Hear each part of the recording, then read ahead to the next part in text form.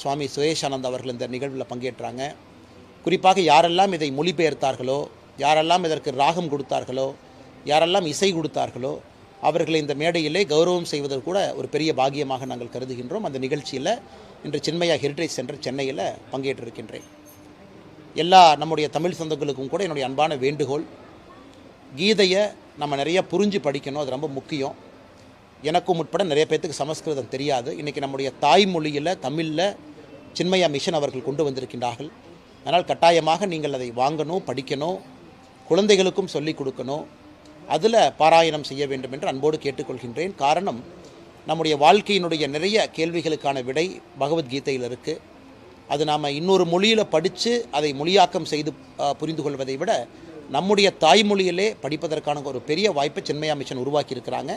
அதை நீங்கள் செய்ய வேண்டும் என்று பணிவன்போடு கேட்டுக்கொள்கின்றேன். அண்ணா, இங்கே நான் அரசியல் பேசுகிற தப்பாக போயிருக்கேன். நான் கண்டிப்பாக பேசுகிறேங்கண்ணா.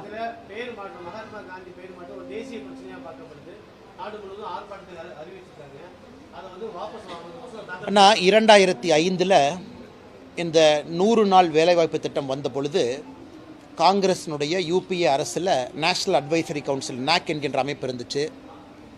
அதில் மக்களால் தேர்ந்தெடுக்கப்படாத நிறைய பேர் உள்ளே இருந்தாங்க. திரு சோனியா காந்தி அவர்களுக்கு அட்வைசரி கவுன்சிலாக இருந்துச்சு.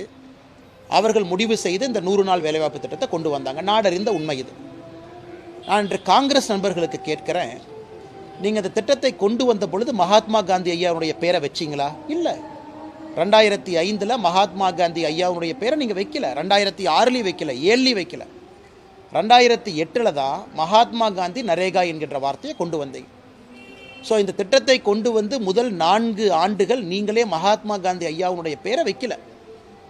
இன்றைக்கி நம்முடைய பாரத பிரதமர் நரேந்திர மோடி அவர்கள் 2014 ஆட்சிக்கு வந்த பிறகு நம்முடைய முதல் முக்கிய திட்டமான ஸ்வச்ச பாரத் மிஷனுக்கு நான் முதல்ல வச்ச பேரே மகாத்மா காந்தி ஐயாவுடைய பேர். இன்றைக்கு அது இருக்குது. ஸோ மகாத்மா காந்தி ஐயாவுடைய பெயரை கடந்த 11 ஆண்டுகளில் நம்முடைய ஆட்சியில் பல இடத்துல கொண்டு வந்திருக்கின்றோம். பல இடத்துல மகாத்மா காந்தி ஐயாவுடைய பெருமையை பாரத பிரதமர் நரேந்திர மோடி அவர்கள் உயர்த்தி பிடித்து கொண்டிருக்கின்றார். காந்தி பீஸ் பிரைஸ் இருக்குது, நிறைய விஷயங்கள் இருக்குது, மத்திய அரசு செய்கிறாங்க.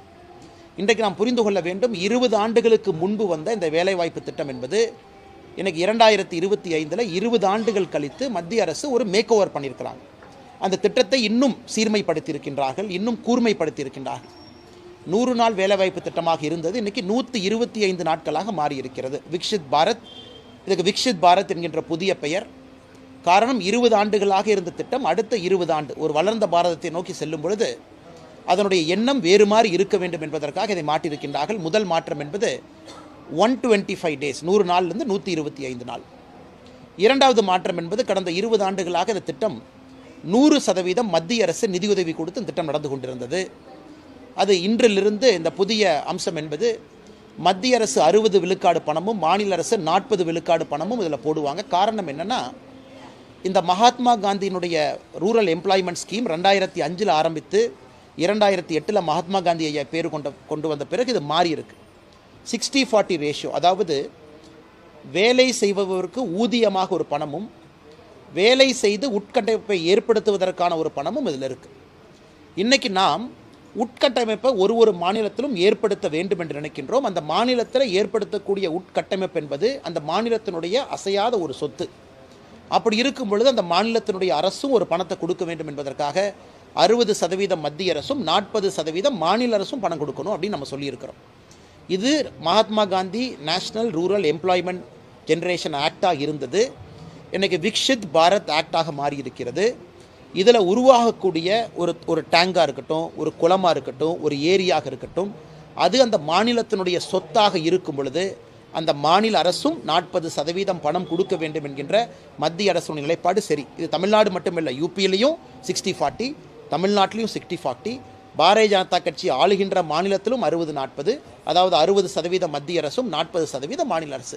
இதை காங்கிரஸ் கட்சி என்ன தவறாக பார்க்குறாங்க? மூன்றாவது, இந்த திட்டத்தில் முதலாக எம்ப்ளாய்மெண்ட் பென்ஷனை கொண்டு வந்திருக்கிறோம். அதாவது ஒரு ரூரல் ஏரியாவில், கிராமப்புற ஏரியாவில் இருக்கக்கூடிய ஒரு பெண்மணி, ஒரு ஆண், ஒரு சகோதரி எனக்கு இதில் வேலை கொடுங்கன்னு அப்ளை பண்ணி 15 நாளில் அந்த பஞ்சாயத்து அவர்களுக்கு வேலை கொடுக்கவில்லை என்றால் அவர்களுக்கு கம்பல்சரியாக ஒரு பென்ஷன், வேலை இல்லாத பென்ஷன் கம்பல்சரியாக இந்த திட்டத்தின் மூலமாக அவர்களுக்கு கிடைக்கும். இது பெரிய வரப்பிரசாதம். இத்தனை ஆண்டுகளாக வேலை அப்ளை பண்ணுவாங்க, பஞ்சாயத்தில் அவங்களுக்கு வேணுங்களுக்கு கொடுப்பாங்க, வேலை இல்லைன்னு சொல்லுவாங்க. 100 நாள் வேலைவாய்ப்பு திட்டத்தில் 20 நாள் 30 நாள் தான் கிடைக்கும். இன்றைக்கி இந்த 125 நாள் என்று உயர்த்தி இருக்கின்றோம். அதில் அப்ளை பண்ணி அவர்களுக்கு வேலை அலோகேட் ஆகலை அப்படின்னா அவர்களுக்கு அன்எம்ப்ளாய்மெண்ட் பென்ஷன், இது மேலை நாடுகளில் மட்டுமே இத்தனை காலமாக கேட்டிருக்கோம், ஃப்ரான்ஸில் கேட்டிருக்கோம், ஐரோப்பிய நாடுகளில் கேட்டிருக்கோம். இன்றைக்கி இந்தியாவில் முதலாக இந்த 125 நாள் திட்டத்தில் வேலை கிடைக்காதவர்களுக்கு அன்எம்ப்ளாய்மெண்ட் பென்ஷன் இதில் வருது. இது ஒரு பெரிய வரப்பிரசாதம். அதனால் எனக்கு காங்கிரஸ் கட்சி உண்மையாலும் புரியல, அவங்க தமிழ்நாட்டில் எதற்கு ஆர்ப்பாட்டம் செய்ய வேண்டும் என்றால் 2021 திமுகவினுடைய தேர்தல் வாக்குறுதி, நாங்கள் ஆட்சிக்கு வந்தால் 100 நாள் வேலைவாய்ப்பு திட்டத்தை 150 நாளாக உயர்த்துவோம் என்று தேர்தல் வாக்குறுதி கொடுத்தாங்க. அது இதுவரைக்கும் செய்யலை. அதை எதிர்த்தல்வா காங்கிரஸ் இங்கே ஆர்ப்பாட்டம் நடத்தணும்? அதை எதிர்த்தல்வா 4 ஆண்டுகள் கூட்டணியில் இருந்தாங்க, எதிர்க்கணுமல்ல? இன்றைக்கி 100 நாளை 175 நாட்களாக நாம் எந்த விதமான கேரண்டியும் கொடுக்காம நம்ம பண்ணியிருக்கோம். நம்ம தேர்தல் மேனிஃபெஸ்டோவில் கேரண்டி கொடுக்கல. அப்படி இருந்து மோடி அவர்கள் 100லிருந்து 125 நாளாக உயர்த்தியிருக்கின்றார். கடைசியாக நம்முடைய தமிழக மக்களும் கூட உணர்ந்து கொள்ள வேண்டும், 2005 இந்தியாவினுடைய பொருளாதாரம் எப்படி இருந்துச்சுங்க? எத்தனை பேர் வருமான கோட்டிற்கு கீழே இருந்தாங்க, ஒரு மினிமம் வேஜ் கீழே இருந்தாங்க, எக்ஸ்ட்ரீம் பாவர்ட்டி எவ்வளவு இருந்தது? எனக்கு 20 ஆண்டுகள் கழித்து அதை கடைந்து வரும் பொழுது இந்த திட்டத்தை இன்னும் சீர்மைப்படுத்துவது, இன்னும் கூர்மைப்படுத்துவது அரசனுடைய கடமை இல்லைங்களா? அதைத்தான் மோடி அரசு செய்திருக்கின்றார்கள். இந்தியா முழுவதும் வரவேற்கிறார். அதனால் இந்த திட்டம் தொடரும். இந்த திட்டம் இன்னொன்று புரிஞ்சுக்கணுங்க, தமிழ்நாடு அரசு ஒத்துக்கணும், இந்தியாவில் உத்தரப்பிரதேசில் அதிகமான கிராமத்து மக்கள் இருக்கிறாங்க. தமிழ்நாட்டை விட 3 மடங்கு மக்கள் உத்தரப்பிரதேச கிராமத்தில் இருக்கிறாங்க. ஆனால் உத்தரப்பிரதேச அரசுக்கு கொடுத்த பணத்தை விட தமிழக அரசுக்கு மோடி ஐயா அதிகமான பணத்தை கொடுத்துருக்குறாங்க. ஆன் ரெக்கார்ட் நான் சொல்கிறேன். கடந்த 4 ஆண்டுகளில் திமுக வந்த பிறகு ஒரு ஆண்டு உத்தரப்பிரதேசத்துக்கு 100 நாள் வேலைவாய்ப்பு திட்டத்தில் எவ்வளோ பணம் கொடுத்தோம், தமிழ்நாட்டுக்கு 100 நாள் வேலைவாய்ப்பு திட்டத்தில் எவ்வளோ பணம் கொடுத்தோம்னா உத்தரப்பிரதேசத்தை விட 3 மடங்கு கிராமப்புறங்கள் குறைவாக இருக்கக்கூடிய தமிழகத்திற்கு அதிக நிதி கொடுத்துருக்கோம். அப்படி இருக்கும் பொழுது தமிழகத்திற்கு எப்படி ஓர வஞ்சனையாகும்? அதனால்தான் இன்று நாம் சொல்லுகின்றோம், ஒரு அரசுக்கும் அந்த வருடத்தினுடைய ஆரம்பத்தில் அலோகேஷன் சொல்லிடுவோம். ஒரு அரசும் அதை வைத்து திட்டத்தை போடணும். 40% அவங்களுடைய பணத்தையும் உள்ளே போடணும். நேர்மையான முறையில் நடத்தணும். நானே 3 மாதத்திற்கு முன்பு பாரத பிரதமர் அவர்களுக்கு கடிதம் எழுதியிருக்கின்றோம்.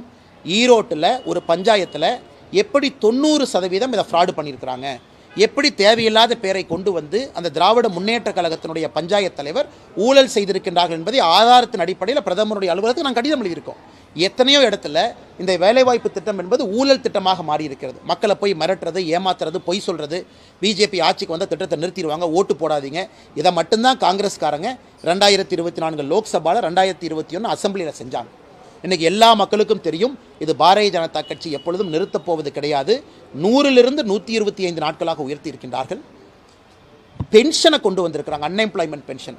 அப்படி இருக்கும் பொழுது ஏழையினுடைய வயிற்றில் எப்படி மோடியை அடிக்கிறாங்க? அதனால் நான் காங்கிரஸ் கட்சி நண்பர்களுக்கு கேட்கின்றேன், மகாத்மா காந்தி அவர்களுக்கு உங்களுக்கு இருக்கக்கூடிய அதே பாசம் எங்களுக்கு இருக்குது. இந்திரா காந்தியினுடைய பெயர், ராஜீவ் காந்தியினுடைய பெயர் எத்தனை திட்டத்துக்கு வச்சிங்க? காந்தியை பேர் எத்தனை திட்டத்துக்கு வச்சிருக்கிறீங்க? ஒரு திட்டம் 2 திட்டத்திற்கு ஒப்புக்கு சப்பானியாக காந்தி ஐயா பேரை வச்சுட்டு எல்லாமே உங்கள் குடும்ப பெயரில் வச்சுருக்கிறீங்க. இன்றைக்கி மத்திய அரசு பெயர்த்தை வரை காந்தி ஐயாவுடைய பெயர் எங்கே இருக்குமோ அது இருக்குது. இன்றைக்கி அந்த திட்டத்தினுடைய தன்மை மாறி இருக்கிற காரணத்தினால விக்ஷித் பாரத் என்கின்ற பெயர், அங்கே நாங்கள் மோடி ஐயா பேர் வைக்கலையே, வேறு யாரும் பாரதிய ஜனதா கட்சியினுடைய சித்தாந்தத்தினுடைய பெயரை வைக்கலையே. தேசத்தந்தையை அப்படியே தான் கௌரவ வச்சிருக்கிறோம், தேசத்தந்தையை அப்படியே தான் உயர்த்தி கொண்டிருக்கின்றோம். விக்ஷித் பாரத், வளர்ந்த இந்தியா என்கின்ற வார்த்தையை கொண்டு வரும் பொழுது எப்படி அது தவறாகும்? அதனால் நான் இந்த கேள்வியை நான் சொல்கிறதுக்கான காரணம் என்னென்னா, இந்த புரிதல் மக்களுக்கு செல்லணும், பத்திரிகை நண்பர்கள் மூலமாக செல்லணும். காங்கிரஸுடைய பொய் பிரச்சாரத்தை நானும் நேற்றுலேருந்து பார்க்குறேன். வெறும் பொய்யை மட்டும் பேசி கொண்டிருக்கின்றார்கள். இவ்வளவு விஷயங்கள் செய்திருக்கும் பொழுது எப்படி நாங்கள் ஏழை மக்களுக்கு எதிராக இந்த திட்டத்தை கொண்டு வருவோம் என்று காங்கிரஸ் பொய் பிரச்சாரம் செய்கின்றார்கள்.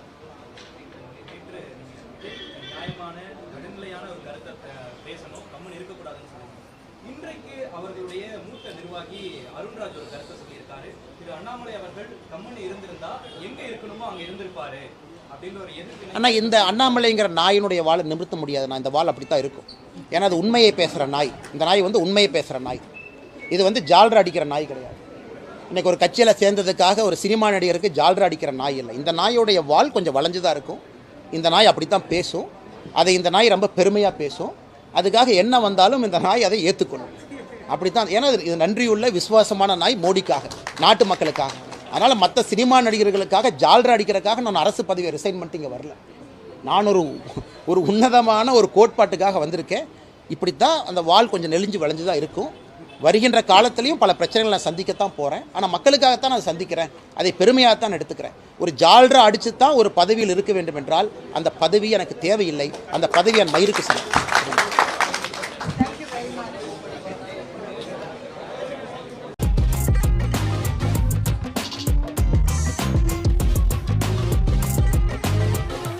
பச்சைக்கூறி தப்பாதுடா, சிங்க இது சிக்காதுடா, சுத்து போட்டு நிக்காதடா, சூற விட்டா தாங்காதுடா. சிவண்டா சிவண்டா சிவண்டா, எதுக்க எவண்டா எவண்டா எவண்டா.